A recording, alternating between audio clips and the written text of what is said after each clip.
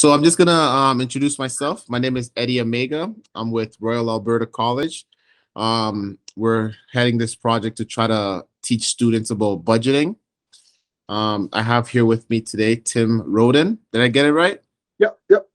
Perfect. Tim, if you want to tell us a little bit about yourself and your background. I've been teaching high school for over 20 years. I teach mathematics, some business education, some career and life management stuff. Over that course of those years, I've taught budgeting within various aspects of those. I do some accounting and bookkeeping on the side, so I understand the expenses and income and the effects of having a good budget. Perfect, perfect. Sounds like you're the perfect guy to be talking to today. Maybe not perfect, but I'll see what I can do. Close enough, right?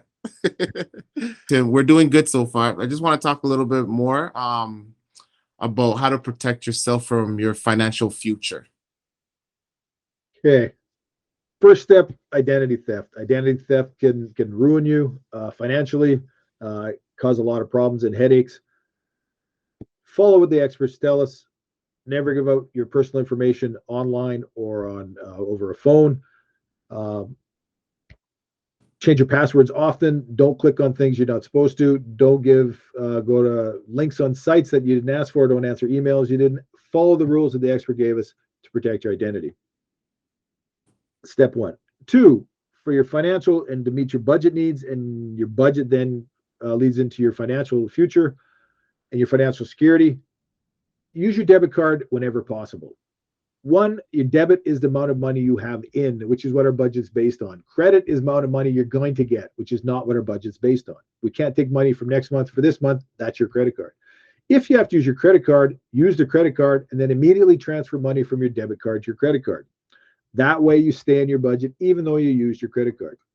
If you make online purchases, try not to sign in as you, but rather a guest or a one-time user. And if you can't and you must create an account, have the account not save your banking information.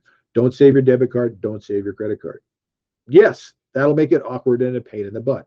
And that's what it should do. You want to make it difficult to be able to buy stuff online. So you got to go in, you sign in, you find it, enter information, and then you purchase it. That avoids sitting late at night when you're bored, flipping through your phone, finding things and buying it. It's very easy to flip, purchase, flip, purchase, whether you're on the bus, you're home at late at night. If you constantly have to enter in your personal banking information, it puts a second thought in your head. And you need to think about, do I really want to buy this? Do I really need this item? And it gives you a second chance to think about it. It makes it inconvenient. Again, if you're going to make online purchases, use your debit card instead of your credit card whenever possible. Many banks will let you use your debit card, have it set up to emulate a credit card so you can use that. You have to use your credit card, transfer the money. And if you have to use a credit card online, then have a low limit credit card specifically for online purchases. That way, if things go sideways and there's some identity theft, that will limit your financial exposure. What to do if you're in financial trouble? Sticking to your budget or living within your means is essential requirement. You want to avoid borrowing money and getting into debt. Budgeting is more than creating a budget. You must record and monitor your spending often and timely to ensure you're able to follow what you planned and created. But emergencies do happen, and they happen at the most inconvenient times. And we're sometimes forced to use our credit card or line of credit. Pay it back as soon as you can. Debts affect your budget in two different ways. If you have to borrow money today for an emergency, it's not in your budget next month to pay it back. So you have to take money away from some of your needs and some of your wants. It'll take you some time to pay that back if you don't pay it back right away. And now you've incurred interest. So not only are you taking money to pay down that what you borrowed, you now have to pay money away from what you want and your needs and pay that on the interest. This is a game of catch up. If you don't get ahead of it right away, you will be paying nothing but the interest and you will never pay down that debt. You're foregoing your wants to pay interest on money you had to borrow that couldn't pay back. And now you're going to continually pay that interest because you're never going to get rid of the original debt. So pay that money back as soon as you have to, as soon as you can. Now, I have a question on that. Yep. Some may um, some may say that having debt is good. because you're building credit, you're essentially setting yourself up for having good credit for when you want to buy a house, a car, or whatever the case may be. So how bad is living in debt? The budgeting side aside, how bad is living in debt? Is it all bad, or is there some good aspects to it? There is using debt and being in debt, two different things. When I go shopping and buy something on my credit card, I've used debt. I pay that off immediately. I have still used debt and established a credit history. When I let that debt carry from month to month to month and never goes away, then I'm living with debt. And then the cost of that living with debt is that interest. Interest is, depending on your credit card, 12%, 18%, 30%. That 30% credit will chew you up quickly. 12% gnaws at you very good, takes a good bite out of you every month. 30% is a huge chunk of your money gone every month for that debt. Emergencies happen, and there's no way around it, especially when we're starting off. And we need oftentimes to borrow money. It's how quick we can pay that back. You need to have a plan in place, which is why where your savings, if we're able to save some money for those emergencies, we borrow less. If we're able to save some money, we might not have to borrow at all. When you go and you put it on your credit card, then pay it off your savings. Your TFSA might take a few days to get, put the money from it. Use your credit card, transfer that money, and then pay it off. You've used debt, you've built up a credit history there, but you've avoided living with debt. So that's a key difference between using debt and being in debt. Yeah. Okay. That explains it. If you want to continue with the rest of your stuff. If you do end up being in debt and you're in a situation where you don't see you get out from it, look for help. One thing to do immediately is take a look at your budget, see what you can cut, see what you can shave out. What needs can I get rid of? How can I restructure my wants to change that to reduce my cost of my wants so I put more money away to get rid of this debt? It might mean getting 2 or 3 roommates. It might mean getting a job. It might mean making drastic changes to your lifestyle today so you can have a better future tomorrow. Now, there's organizations in many municipalities that you can go reach out for help on budgeting, on how to get your budget back on track, on how to get your debt paid down. There's federal accredited organizations that can help you with repayment of your debt and restructuring your financial situation, and they're there to help you. So it's not necessarily a bad thing. Letting it go on for a long time is a bad thing. Reaching out for help as soon as you need it is not a bad thing. This might mean major changes to your lifestyle now so you can have a better future in the future. You might have to forego some of the things that you want in order to have those goals in your future, to be able to go to school in the future, travel in the future, buy a new car in the future. You need to take care of your debt problems now. So those things can happen in the future. Okay. Yeah. I have a question. What's an advice you'd give to a grade 12 student today going into post-secondary, be it college, technical school, university, no family resources? What advice would you give to that person in terms of budgeting? Does this person have a job? They're going into post-secondary, so they might have to get one, right? What would be your advice to them? Would it be to get a job? Would it be to focus on school? Would it be to get grants, loans? What would be your advice to them? Advice to a first year student: any money you can get that's free money is good money. If you get scholarships, bursaries, start with that. That's money that you're going to get, you won't have to pay back.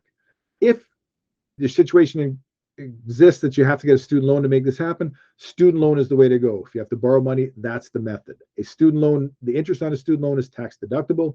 The interest rates are controlled, as well as if you run into problems later when you're paying them off, there's things in place to delay or pause your payment of those student loan debts. That's the programs through the governments.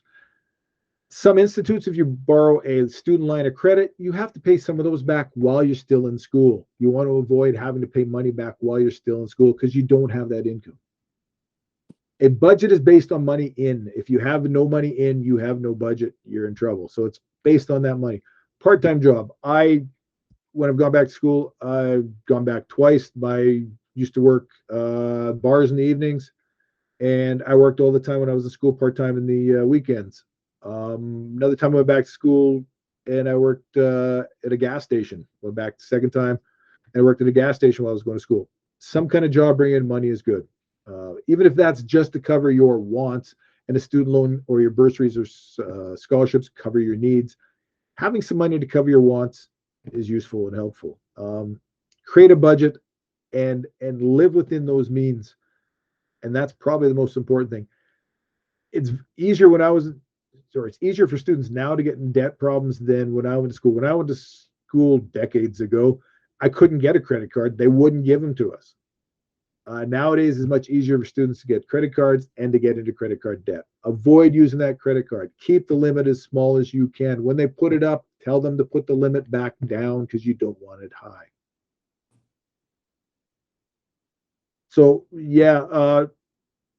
And then the other problem with having to have a job to work is you also need time to go to school, and you need to be able to study, because that's why we're going to school. And that is a tough balance between budgeting your time for work, which is a necessity, and budgeting your time for school. It's a balance between the two, and you can't have one without the other in some circumstances. And it's very tough when you're starting out.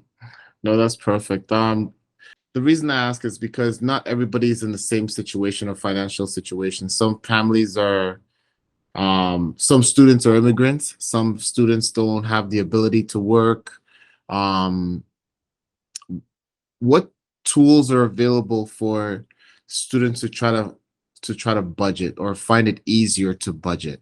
Do you have any tools that you can kind of share with us? Federal government has some links on their site that has some planners on it. Banks have budgeting planners. You can Google planners. There's lots of apps on your phone.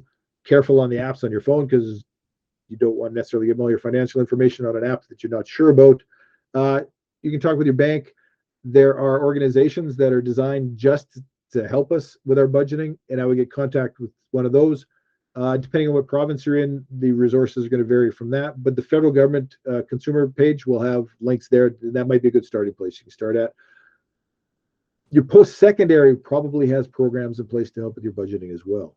And remember that your budget, that $10,000 you got in September for your student loan, that's got to last you all year. It's not $10,000. Figure out how much your rent is out of that, how much food's going to be, how much your transportation. And again, it's just a small amount. And remember, it's not just a small amount, but that small amount is over 10 months that you're in school, or the 4 months depending on your student loan. That's not money you have for the whole year. And that's probably a big mistake with a student loan, is you get a pile of money at the beginning. The other end is if you worked all year to go to school and you have all that money saved up all summer long, that money goes away September 1st when you pay your tuition. So that's the other end. You've saved a pile of money up and all that money goes away at once. So being a student is tough. It's money is in and out, and it's up and down. It has highs and its lows. And it's another learning thing we have to learn while we're learning other things. Okay. Speaking on budgeting, last question.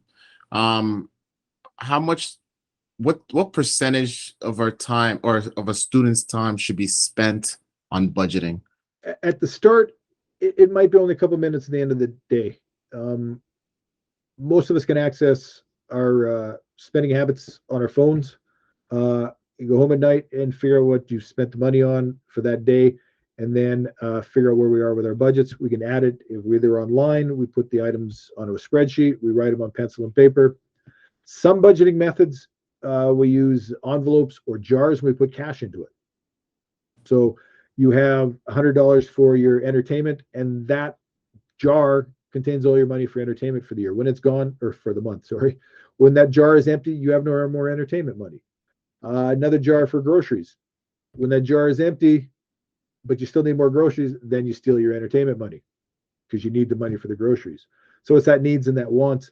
After you've been budgeting for a while, you know that in your head, I only have $100 for entertainment this month. I know I've already used 30 of it.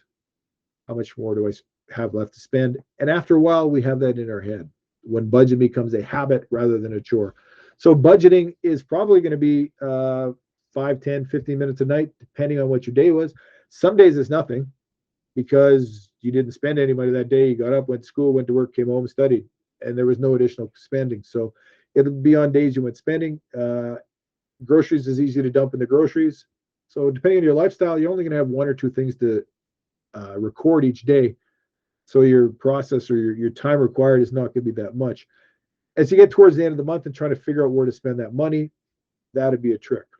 Now, as a student, and we start looking at our lifestyles, and you have that coffee every day, and you realize, okay, that's a lot of money. I got to stop drinking coffee.